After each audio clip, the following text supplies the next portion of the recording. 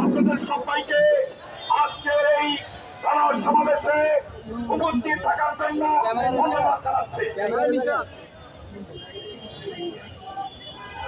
সংগ্রামী ভাইরা, যেহেতু আমাদের নামাজের সময় হয়ে গিয়েছে, আমরা এখানে যারা আমাদের শরীক দলের ভাইরা উপস্থিত আছেন, বিশেষ করে এবি পার্টি, এনসিপি সহ আরো অন্যান্য দলের নেতৃবৃন্দের বক্তব্য আমরা এই মুহূর্তে শুনতে পাচ্ছি না বলে আন্তরিকভাবে দুঃখিত। এই পর্যায়ে আমাদের সামনে বক্তব্য রাখবেন ঢাকা 18 আসনে থেকে তিনি নমিনি ছিলেন আমাদের ছোট্ট নেতা খন্দকার সাইফুদ্দিন ভাই। এই পর্যায়ে আপনাদের সামনে সংক্ষিপ্ত বক্তব্য রাখছেন।